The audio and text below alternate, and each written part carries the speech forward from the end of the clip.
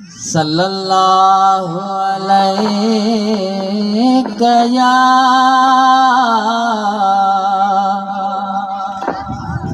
یا رسول اللہ وسلم علیک یا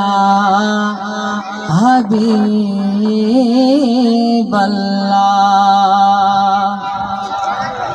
صلی اللہ علیہ یا رسول اللہ وسلم علیک یا حبیب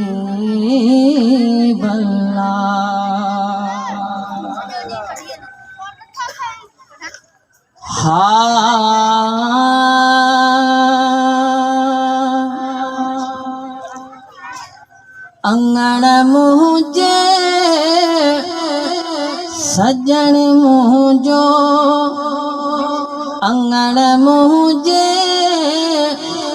سجن مجھو اللہ یجرات یانی دو انگڑ مجھے سجن مجھو اللہ یجرات یانی دو انہن کھے جلد آنیاں مکھے یودا امانی دو انہن کھے جلد آنیاں مکھے یودا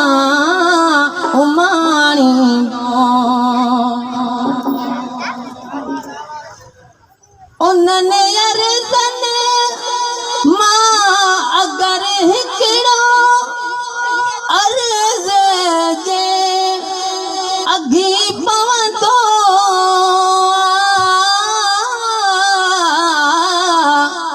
یا رسول اللہ سیاں سنا پڑھتے شلن کرے مجھو ساہ یہاں ڈوٹی اساں کھاں شلک کھسیں دو نئے اللہ وقف یا ہر گھڑی ہی برن کان پساؤ ہزارن سدن ماؤں جے بدھے ہکڑو شاہن شاہ تپو غلام نبی گمراہ کدیں تھی دو کین کین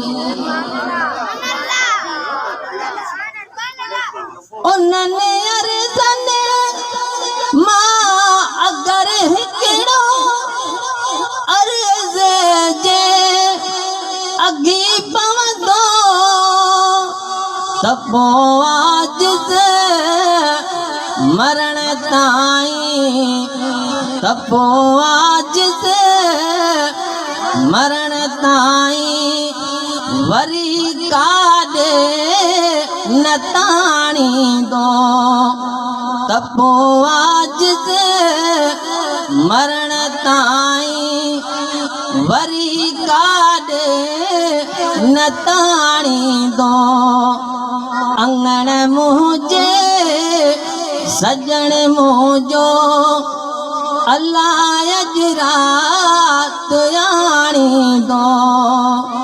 انہن کھے جلد آنیاں مکھے یودا امانی دو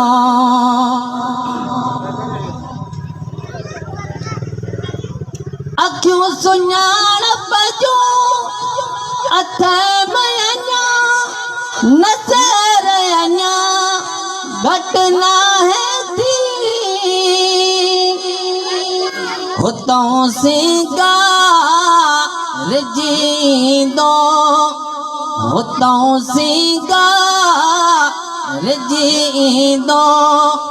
ہتے نوکر سنیاڑی دو ہتوں سنگار جیندو हिते नौकर सुञाणींदो उन खे जल्द आणे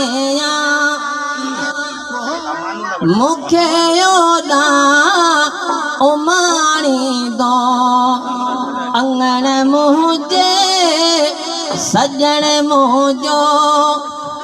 अलाह अजरा ते आणींदो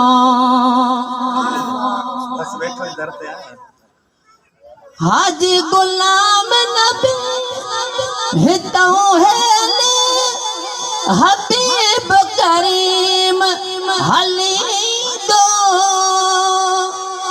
धरे हथड़ा ॾई धूणो धरे हथड़ा